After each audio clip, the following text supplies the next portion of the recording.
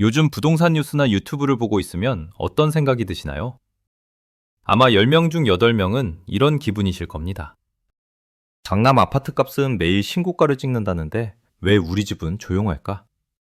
나름대로 힘들게 공부하고 대출까지 받아서 역세권에 살기 좋은 아파트를 샀는데 내 집만 시장의 거대한 흐름에서 완전히 소외되는 기분이 들면 정말 막막하죠. 혹시 내 선택이 틀렸던 건 아닐까? 이러다 나만 뒤처지는 건 아닐까? 걱정되시는 분들, 오늘 이 영상이 그 불안함의 원인을 아주 냉정하게 짚어드리고 2026년을 대비한 새로운 생존 전략을 세워드릴 겁니다.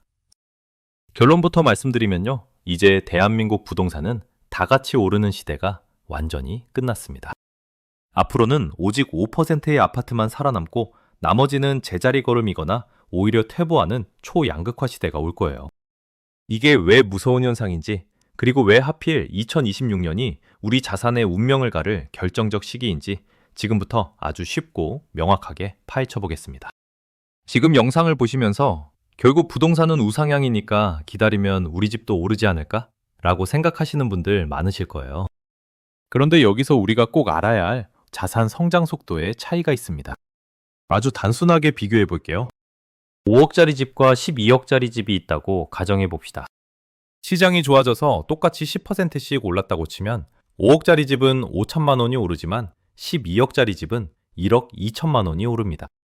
똑같은 1년을 기다리는데 내 자산이 늘어나는 액수는 무려 2배 이상 차이가 나는 거죠. 이게 자본주의 사회에서 자산의 격차가 벌어지는 가장 무서운 원리입니다. 그런데 더 심각한 문제는요. 이제는 상승률조차 똑같이 가지 않는다는 겁니다.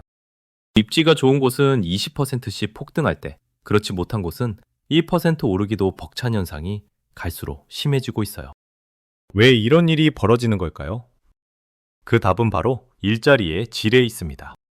자, 여기까지 들으시면 그건 당연한 거 아니야? 싶으실 텐데 이제부터가 진짜입니다. 부동산의 가치는 결국 그 지역에 사는 사람들이 얼마를 벌고 얼마나 쓸 수 있느냐에 따라 결정됩니다. 예전에는 근처에 공장이 들어오면 그 주변이 다 잘 살았습니다. 하지만 지금은 시대가 바뀌었죠. 이제는 고연봉을 받는 전문직이나 IT 인재, 신산업 종사자들이 어디로 모이느냐가 그 지역의 집값을 결정합니다. 최근 데이터들을 보면 이런 양질의 고소득 일자리가 수도권, 그 중에서도 특정 거점으로만 블랙홀처럼 빨려 들어가고 있어요. 예를 들어 볼까요? 용인에 들어서는 반도체 클러스터를 보세요. 삼성이 무려 360조 원을 투자합니다. 여기서 단순히 공장 건물이 생기는 게 아니라 고액 연봉을 받는 수십만 명의 인재가 그 주변으로 모여들게 됩니다. 고용 창출 효과만 최대 192만 명에 달할 것으로 전망되는데 이 사람들이 어디에 살고 싶어 할까요? 당연히 직장과 가깝고 교육 환경이 잘 갖춰진 곳이겠죠? 이렇게 돈이 모이는 곳 근처의 집값은 수요가 끊이지 않으니 오를 수밖에 없습니다. 내 집 근처에 고액 연봉자가 얼마나 많이 출근하고 사느냐가 내 자산의 가치를 결정하는 진짜 지표라는 사실을 반드시 기억하셔야 합니다. 여기서 우리가 과거에 가졌던 고정관념 하나를 아주 냉정하게 깨야 합니다. 지난 30년 동안 우리는 강남이 오르면 결국 우리 동네도 오르겠지라는 믿음을 갖고 살았습니다.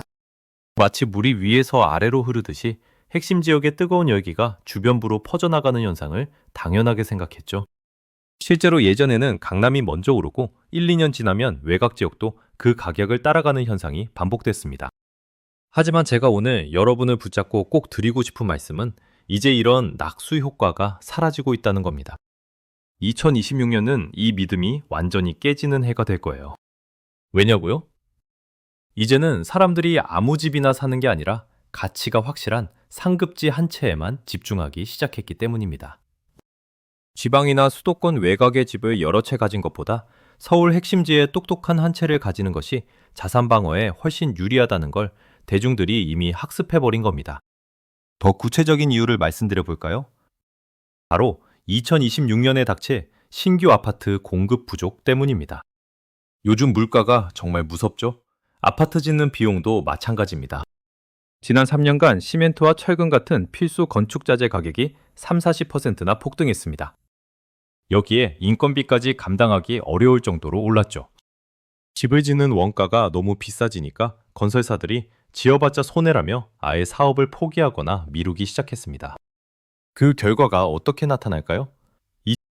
2026년 서울 신축 아파트 입주 물량은 올해보다 무려 31%에서 48%까지 급감할 거라는 데이터가 나오고 있습니다. 사람들은 깨끗하고 살기 좋은 새 아파트를 원하는데 시장에는 물건이 나오지 않는 상황이 벌어지는 겁니다. 물건이 귀해지면 가격은 어떻게 될까요? 당연히 희소성이 높아지면서 부르는 게 값이 되겠죠. 특히 사람들이 선호하는 핵심 지역의 신축 아파트는 부유층들만의 리그가 되면서 가격이 천정부지로 솟을 가능성이 매우 높습니다. 이 시점에서 이런 의문이 드실 거예요. 아무리 그래도 수십억 원짜리 아파트는 너무 거품 아닌가? 저걸 누가 저 돈 주고 사? 라고요. 하지만 자산가들이 그 비싼 가격을 치르는 데는 아주 명확한 이유가 있습니다. 그들이 사는 건 단순히 잠을 자는 공간인 콘크리트 상자가 아니에요. 그 집을 소유함으로써 얻게 되는 특별한 주거 서비스와 네트워크를 사는 겁니다. 예를 들어 우리가 5성급 호텔을 이용할 때 단순히 침대가 좋아서 그 비싼 숙박비를 내는 게 아니잖아요. 철저한 보안, 수준 높은 서비스, 그리고 그 호텔을 이용하는 다른 사람들과의 보이지 않는 동질감까지 포함된 가치의 비용을 지불하는 거죠. 상위 5% 아파트도 마찬가지입니다. 최고의 교육 환경, 그리고 비슷한 가치관을 가진 사람들이 모여 사는 커뮤니티, 그리고 위기 상황에서도 내 자산의 가치를 지켜줄 수 있는 안정성에 수십억 원을 쓰는 겁니다. 그들에게 강남의 비싼 아파트는 비이성적인 투기가 아니라 내 자산을 가장 확실하게 지키기 위한 이성적인 보험이자 투자입니다. 자, 영상의 절반 정도를 지났는데요. 여기까지 들으신 분들 중에는 그럼 내 집은 가망이 없는 건가? 나 같은 서민은 이제 평생 집을 못 사는 건가? 라며 불안해하실 수도 있습니다. 절대로 포기하거나 낙담하지 마세요. 세상이 바뀌면 전략도 바뀌어야 합니다. 여기서 제가 드리는 3가지 현실적인 전략을 꼭 기억하고 실천하셔야 합니다. 첫째, 이제는 언제 사느냐라는 시점의 고민보다 어디를 사느냐라는 장소의 선택이 100배는 더 중요합니다. 시장이 다 같이 오르는 시대가 끝났기 때문에 내 자산을 어떤 입지에 담아두느냐가 내 10년 뒤 인생을 결정합니다. 지금 여러분이 살고 있는 집 혹은 사려고 하는 집이 고소득 일자리 거점과 물리적으로 가깝거나 교통망으로 확실히 연결되어 있는지 냉정하게 확인해 보세요. 가격이 조금 비싸서 부담스럽더라도 가치가 확실하고 수요가 몰리는 상급지로 이동하려는 노력이 지금 그 어느 때보다 절실합니다. 어중간한 곳에 2채를 가지는 것보다 확실한 한 곳으로 자산을 모으는 슬림화 전략이 필요합니다. 둘째, 입주 물량이라는 지표를 감이 아닌 숫자로 확인하세요. 2026년 공급 절벽은 데이터가 증명하는 팩트입니다. 내가 살거나 사려는 지역 주변에 향후 3년 안에 얼마나 많은 아파트가 들어오는지 꼭 체크해 보세요. 공급이 부족한 곳일수록 내 자산은 안전해집니다. 반대로 공급이 쏟아지는 지역은 전세가와 매매가가 동시에 흔들릴 수 있으니 주의해야 합니다. 셋째, 금리가 낮아지기만을 막연히 기다리지 마세요. 금리가 내려가서 대출받기 좋아지는 순간에는 이미 대중들의 매수 심리가 폭발해 있을 것이고 집값은 여러분이 감당하기 어려울 정도로 올라 있을 겁니다. 중요한 건 지금의 금리 수치가 아니라 내 소득으로 감당할 수 있는 대출 원리금이 얼마인지 정확히 계산해보고 기회가 왔을 때 바로 계약금을 쏠 수 있는 자금 동원력입니다. 만약 서울 핵심지의 높은 벽을 도저히 넘을 수 없다면 어떡하냐고요? 억지로 외곽에 오르지 않는 부동산에 전 재산을 묶어두는 우를 범하지 마세요. 그럴 때는 차라리 자산의 형태를 바꾸는 게 훨씬 현명합니다. 부동산만 양극화되는 게 아닙니다.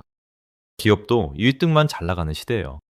부동산 세금이나 보유세 부담이 걱정된다면 전 세계 우량 기업들이 모여있는 S&P 500이나 나스닥 100 같은 지수에 투자해보세요.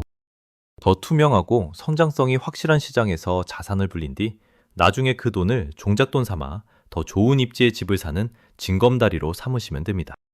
중요한 건 내가 어떤 형태의 자산을 가졌느냐가 아니라 성장하고 있는 자산에 내 몸을 실었느냐 하는 본질입니다. 우리가 집을 사기 위해 그토록 애쓰는 이유는 결국 우리 가족의 평온하고 행복한 삶을 위해서죠. 하지만 자본주의라는 거대한 바다에서 항로를 잘못 잡으면 수년, 수십 년의 노력이 한순간에 물거품이 될 수 있습니다. 특히 지금처럼 시장의 판도가 완전히 바뀌는 시기에는 과거의 성공 방식에만 의존해서는 절대 안 됩니다. 옛날엔 이랬는데 라는 말은 이제 잊으세요. 오늘 제가 말씀드린 2026년 공급 절벽과 일자리 중심의 가치 변화를 꼭 가슴에 새기시길 바랍니다. 데이터는 결코 거짓말을 하지 않습니다. 하지만 그 데이터를 읽고 행동으로 옮기는 건 결국 여러분의 몫입니다. 영상의 끝부분까지 시청하신 여러분은 이미 남들보다 훨씬 앞서 나갈 준비가 된 분들입니다. 대부분은 지루하다며 초반에 나가버리거나 자극적인 제목만 보고 내용을 보지 않거든요. 하지만 끝까지 내용을 파악하신 여러분은 이제 부동산을 보는 완전히 새로운 눈을 갖게 되셨을 겁니다. 부동산은 운에 맡기는 도박이 아닙니다. 철저하게 인구의 이동, 돈의 흐름, 그리고 공급의 법칙에 따라 움직이는 시장입니다. 오늘 제가 드린 말씀들을 마지막으로 요약해 보겠습니다. 첫째, 2026년 역대급 공급 부족은 피할 수 없는 현실이다. 둘째, 고액 연봉자가 몰려드는 일자리 거점과의 연결성에 집중하라. 셋째, 부동산 진입이 어렵다면 1등 주식이라는 대안을 활용해 체력을 키워라. 이 원칙만 지키셔도 여러분의 10년 뒤 자산 가치는 지금과는 완전히 다른 세상에 있을 겁니다. 영상이 도움이 되셨다면 구독과 좋아요 부탁드리고요. 여러분의 내 집 마련과 자산 성장을 진심으로 응원합니다.